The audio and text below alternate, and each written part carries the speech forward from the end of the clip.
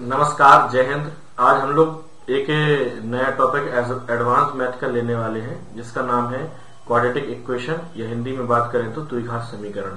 मैं इसका सिर्फ आज बेसिक पूरा कंप्लीट कराऊंगा। इसके बाद क्वेश्चन हम लोग जो पढ़ेंगे वो नेक्स्ट वीडियो में पढ़ेंगे। तो आप इस वीडियो को पूरा देखेंगे तो आपको निश्चित तौर पे क्वाड्रेटिक इक्वेशन का जितना भी बेसिक होता है एकदम क्लियर हो जाएगा। चलिए सबसे पहले हम बात करते हैं क्वाड्रेटिक इक्वेशन क्या है। क्वाड्रेटिक इक्वेशन को हम लोग बोलते हैं मानक द्विघात समीकरण, जैसा कि आप यहाँ पे देख रहे हैं। अब मानक द्विघात समीकरण क्या होता है, तो वो होता है ax square plus bx plus c बराबर 0। ठीक है। अब देखिए इसमें जो x रहता है उसका मैक्सिमम जो पावर होता है या उसकी जो अधिकतम घात होती है वो कितनी होती है, 2। क्योंकि इसको बोलते क्या है, द्विघात समीकरण। द्विघात इसीलिए बोलते हैं क्योंकि x की या फिर हम कह सकते हैं जो चर राशि होगी उसकी अधिकतम घात जो होगी वो कितनी होगी, 2 होगी। अगर आपने देखा होगा कि इसको जब ये फॉर्मूला दिया जाता है तब इसके दो मान होते हैं, किसके, x के। यहां से x के कितने मान निकलते हैं, 2 मान निकलते हैं। अब 2 मान जो निकलते हैं उसके लिए हम एक फॉर्मूला यूज करते हैं जिसको आप लोग कहते होंगे श्रीधराचार्य का फॉर्मूला। श्रीधराचार्य फॉर्मूला। तो श्रीधराचार्य का फॉर्मूला क्या है, x बराबर minus B plus minus root के अंदर B square minus 4ac upon 2a। अब इसमें अगर देखा जाए तो एक वैल्यू प्लस की और एक वैल्यू क्या होती है, माइनस की। तो हम कह सकते हैं कि यहाँ पे x के कितने मान होंगे, 2 मान होंगे। मैं ये फॉर्मूला भी प्रूव करा सकता हूँ, लेकिन अभी इसकी ऐसी कोई जरूरत यहाँ पर नहीं है क्योंकि पेपर में हमें डायरेक्ट इसका फॉर्मूला याद होना चाहिए। जैसे यहाँ पे आप देख रहे हैं x के 2 मान होंगे, एक प्लस में होगा एक माइनस में होगा। इसीलिए मैं कह सकता हूँ कि x का पहला जो मान होगा वो प्लस के साथ में ले सकता हूँ और x का जो दूसरा मान है वो मैं माइनस के साथ ले सकता हूँ।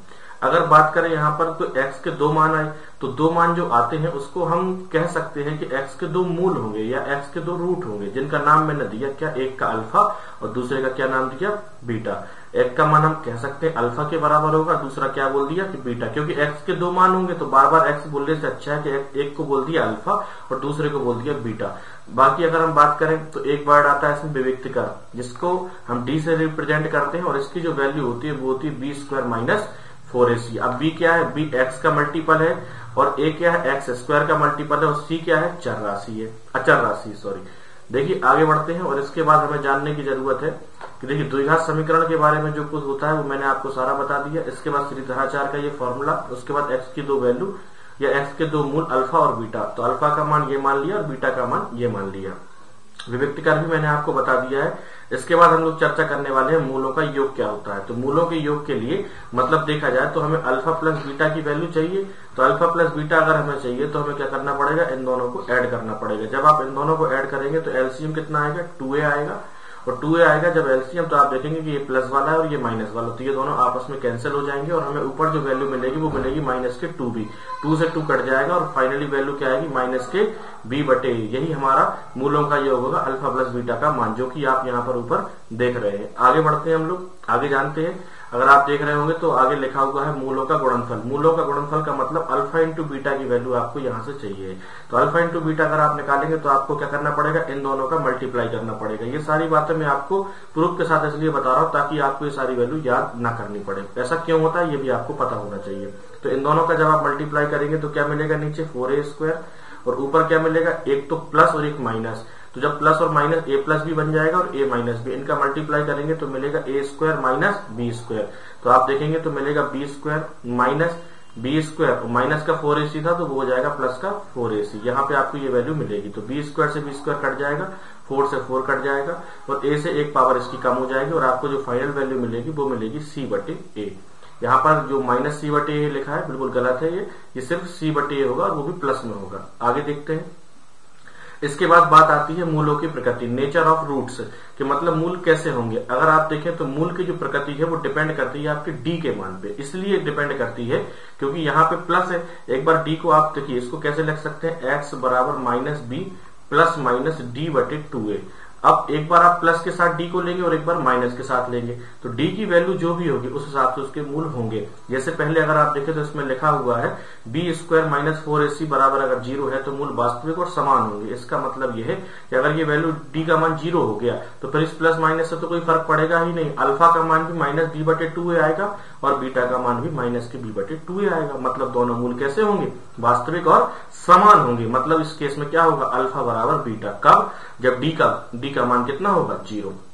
दूसरे अगर हम केस की बात करें तो बी स्क्वायर माइनस 4ac का जो मान है वो 0 से कम होगा। 0 से कम होने का मतलब है कि वैल्यू का नेगेटिव होना, मतलब माइनस में होना। अब आप खुद बताइए कि अगर डी का मान, जैसे यहां पर अगर आप देखें इस पूरी वैल्यू का मान, अगर डी का मान बी स्क्वायर माइनस 4ac, अगर रूट के अंदर आप किसी भी संख्या को माइनस में लेंगे, मतलब इसकी बोल रहा ना कि वैल्यू 0 से कम होना चाहिए, मतलब इसकी वैल्यू माइनस में होना। जब ये वैल्यू माइनस में होगी तो जब कोई भी संख्या रूट के अंदर अगर माइनस में लिखी होती है, जैसे -1 रूट के अंदर -2, ये सारी कैसी संख्याएं होती हैं, तो हम जानते हैं कि ये सारी संख्याएं काल्पनिक संख्याएं होती हैं। इसीलिए हमारे जो रूट्स के या जो मूल होंगे वो कैसे होंगे, काल्पनिक होंगे। जैसा कि यहाँ पे आप देख रहे हैं मूल कैसे होंगे, काल्पनिक होंगे। इसके बाद बात करें बी स्क्वायर माइनस 4ac अगर 0 से बड़ा है, भाई ये वैल्यू अगर मान लो पॉजिटिव है, डी का मान कैसा है, पॉजिटिव है, तो पॉजिटिव है तो एक बार प्लस के साथ लेंगे और एक बार माइनस के साथ लेंगे। तो जब प्लस के साथ लेंगे तो कुछ अलग मान मिलेगा और माइनस के साथ लेंगे तो अलग मान मिलेगा। इसीलिए मूल वास्तविक तो होंगे लेकिन कैसे होंगे, असमान होंगे, क्योंकि प्लस वाले के साथ अलग वैल्यू और माइनस वाले के साथ अलग वैल्यू। आगे देखते हैं, अगर आप देख रहे होंगे कि द्विघात समीकरण को मैं इस फॉर्मेट में भी लिख सकता हूं। ऐसा इसलिए लिख सकता हूं क्योंकि आप जानते हैं द्विघात समीकरण होता है ax square plus bx plus c बराबर 0। अगर मैं यहां से a कॉमन ले लूं, कितना कॉमन ले लूं, a, तो क्या मिलेगा मुझे x स्क्वायर प्लस b बटे a into x plus c बटे a बराबर क्या मिलेगा, 0।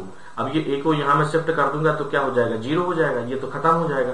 तो फिर मैं यहाँ क्या लिख सकता हूँ, एक्स स्क्वायर माइनस b बटे a इंटू एक्स और प्लस सी बटे बराबर 0। अब आप जानते हैं कि माइनस बी बटे क्या है, आप जानते हैं अल्फा प्लस बीटा का मान, इसलिए मैं इसको लिख सकता हूं x square minus alpha plus beta into x और प्लस अल्फा इंटू बीटा बराबर 0। इसका मतलब यह है कि एक्स स्क्वायर माइनस मूलों का योग इंटू एक्स प्लस मूलों का गुणनफल बराबर 0। ये हमारा बिल्कुल बेसिक पूरा कंप्लीट होता है।